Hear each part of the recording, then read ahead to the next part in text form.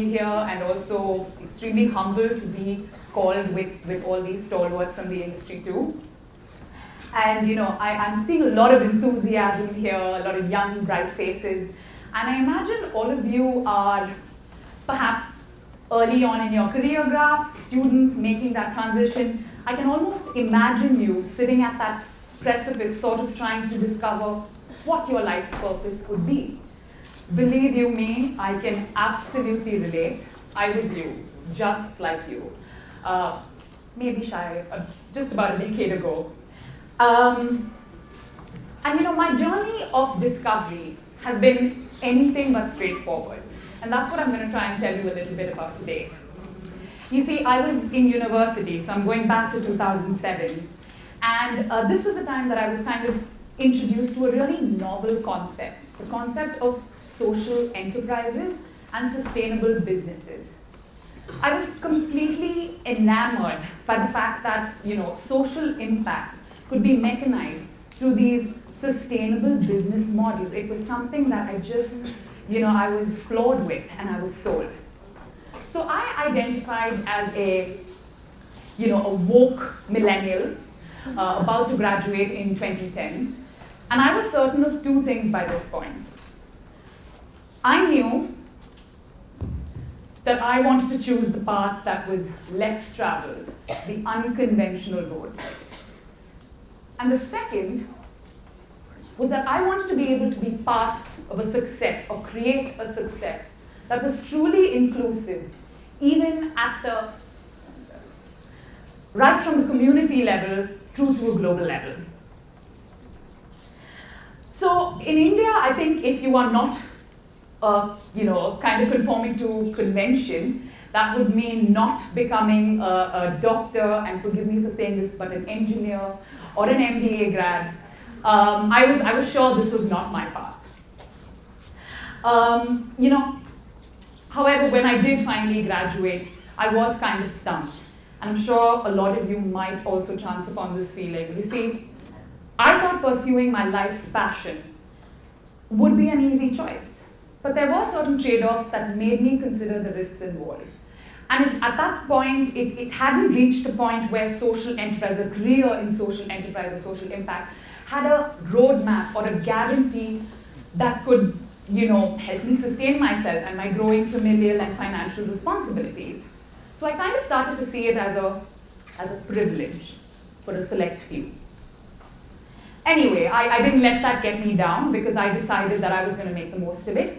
And then through a series of trial and error, I moved through first working in a PR agency, and then I moved to a multinational corporation. From there, I moved into a startup that grew crazily in about an 11-month span. Yeah, an 11-month span. It moved from 10 employees, which I was part of, to 150 employees in that month. And then from there, I even went on to have my own bootstrapped startup. And then finally, after a humbling experience, I finally am now a consultant with the IDEX Accelerator, and my identity is sealed. So I had kind of, by this point, as you can see here, I'd become a Jacqueline of all trades, so to speak. But there was always this one common thread through all of my work experiences, regardless of the kind of setup that I was in. I always found myself sort of flung into the deep end, and not just expected to keep afloat, but to perhaps also figure out building a ship while I'm there. Now this was crazy fun for me. You see, I thrived on that kind of excitement, and to tell you the truth, I think I grew to start seeking out these high intensity, all-in kind of commitment experiences. And I figured that this was the best kind of education I was getting myself, unlike any I could have paid for. So I made the most of my learnings, and I decided that I had to make the most of my learnings while I could. So this identity crisis of mine, really started bothering me, and I had to look introspectively to try and find what it is and what bucket that I fill. It was only after I came by IDEX that I kind of realized what I had always been, in fact, and I just didn't know the term, and that is an intrapreneur. And no, that's not a typo or I've mispronounced it. It is, I don't know how many here have heard of the term intrapreneurship. Raise of hands, anybody heard of the term? Okay, that's a stark few, okay. So this could be a learning for a couple of you. Great. So this is a term that's been around for decades. It's been in use for a long time, and sure, Steve Jobs helped popularize it in his 1985 Newsweek article. But essentially what it goes to mean is intrapreneurs are employees within organizations who innovate to solve and provide scalable solutions for their business's needs. Now, the concept itself kind of refers to emulating the entrepreneurial mindset within an already existing organization. And if you see, they both actually dictate leadership assets and roles. It's just that I guess entrepreneurs have more freedom but take on more risk, and perhaps the intrapreneur vice versa. So I'd like to kind of, because this is picking up pace currently in the world, it kind of makes sense to tell you a little bit about what the most successful entrepreneurship journeys have been. So, any PlayStation addicts here? So did you know the only reason this came about is because there was a junior employee who was tinkering around with his daughter's Nintendo, and his only purpose was to make the console more powerful and more user-friendly. Believe it or not, it was actually shot down because they thought the gaming industry was a dead end. And it wasn't until only a couple of years later that the idea was bought into, and then, well, the rest is history. Similarly, this lovely icon here, the like button, it's synonymous with its brand identity. With Facebook, you always associate this icon. And this came up through a hackathon, an all-night hackathon that was conducted at Facebook, where a guy named Justin Rosenstein designed this, and that was that. How many of us just cannot do without our post-its? Guilty. So guilty.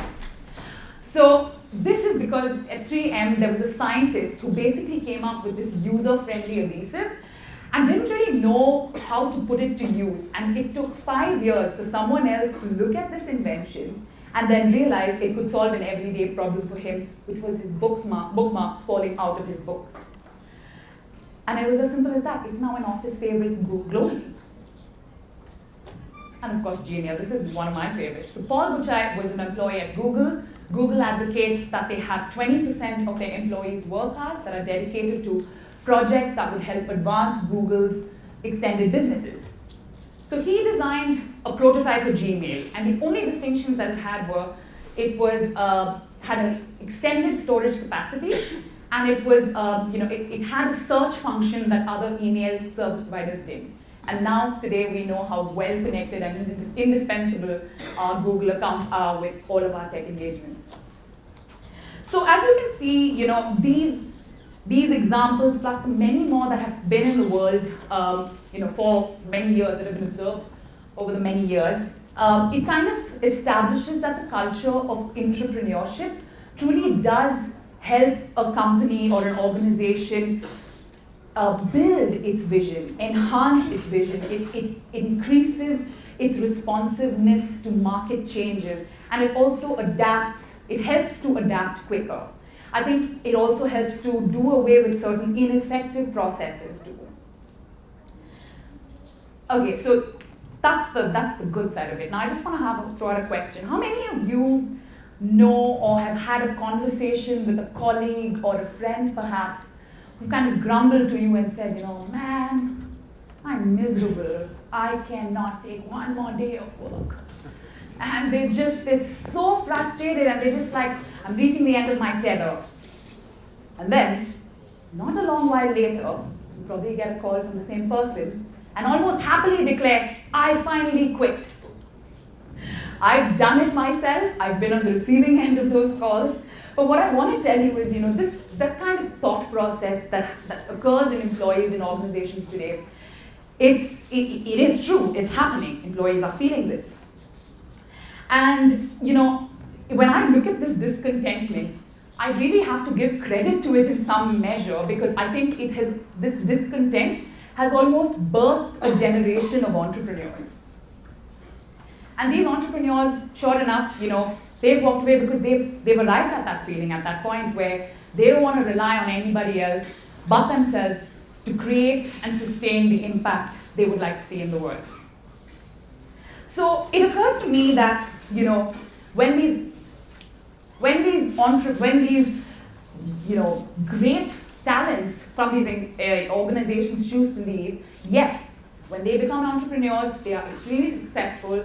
They help the communities that they're servicing, of course, multifold. But if you think about the organization they left behind, it has had a less positive impact on them. In fact, the companies might find that they have increasing business competition owed to the fact that their most talented employees are springing off on their own. Now, I think because organizations are also realizing this, they kind of know that they need to take the pulse of their employees' workforce and truly try and figure out how to keep that pulse of innovation and ownership growing and stemming from within the organization. So now, this is the part I'm very passionate about. So I've talked about intrapreneurship. When you combine an intrapreneur who uses his innovation and entrepreneurial skill sets to solve global development problems with scalable solutions, they form part of a fine crop that we call as social intrapreneurs. And these are some of the assets of what they prescribe to. But I'm going to detail that just a little bit. Hopefully I don't run out of time. But here's how I'm seeing it today. I didn't know what my identity was until I discovered IDEX, and now I'm confident in the fact that I am in fact a social entrepreneur. But this is how I'm kind of seeing it. Today we're seeing more and more of the private sector sort of blending in with vested social interests, and they're striving very hard to mobilize their talents and their resources to create real impact. And never before have there been more sort of synergized partnerships within the public, private, and social enterprise ecosystem. And so it just goes to show that if there was ever a time for the social entrepreneur to shine, it is now. So let me now very quickly tell you about what I do at IDEX and what we think is the formula for a successful social entrepreneur or just an entrepreneur. So the IDEX Accelerator runs a fellowship program, and IDEX stands for the Entrepreneurship Development Experience. We have a mission to create the next wave of social entrepreneurs who will support, lead, and advance the work of socially focused enterprises across the globe. So we do this by running a fellowship program. It's a 6-month-long program. It's based in Bangalore. We do it twice a year. It's a global, lovely cohort, lots of passionate people. What we do essentially is connect them with organizations, our partner social enterprises, where we connect them based on a focus area that they're interested in. And they don't really come in as interns. They're more, they're coming in with a certain skill set and contributing that to the organization, while also having it work as a two-way street where they are sort of learning the ground realities of what it takes to keep your social enterprise afloat and how to keep furthering that impact. So,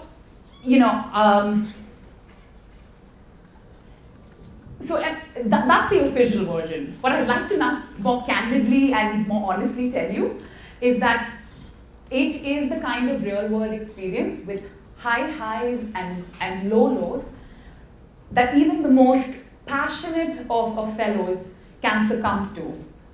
And we've seen it time and time again.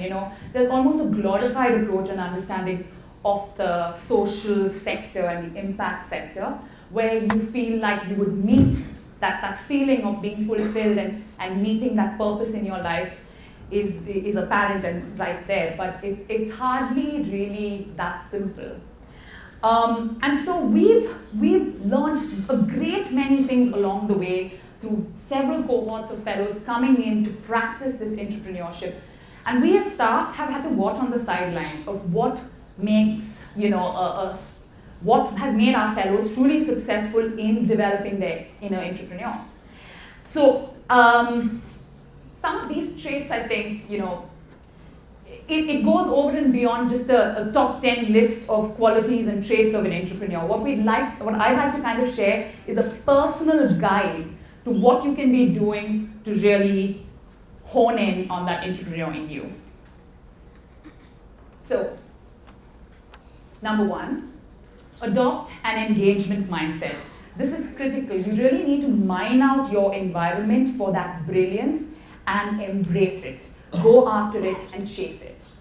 Strive to produce your best body of work. I think this goes without saying. Whatever your activity, and it doesn't mean work in a professional setting. It could be work in anything, in any way that you can contribute value to the world. Assess that and make sure that you're making it count. Don't underestimate the power of invisible impact. So this is a tough one because it hits the ego. Sometimes you're doing your best body of work and bringing your best selves, but you don't have an audience for it. Don't underestimate the fact that it is going unnoticed because you had the opportunity to perform in that moment, and that's what counts. Number 4, make time for community. This is your passion in play, and trust me, when the going gets tough, and it will get tough, especially if you're in the social sector, the only thing to tide you through is your passion. Draw out your own map. This again, it's not the same for any two people. You have to be able to identify the things that speak out to you and what you're investing your time, energy, and focus on, because those are what will ultimately define you and your roadmap to that success. Choose must more than should. This is an important one. I'm going to move too quickly. Must kind of dictates who the world expects you to be, and should kind of prescribes to who you really are and standing your ground with that. Being your most authentic self. I think showing up with this every day can be one sure shot to success. Make less time for excuses and more time for reflection.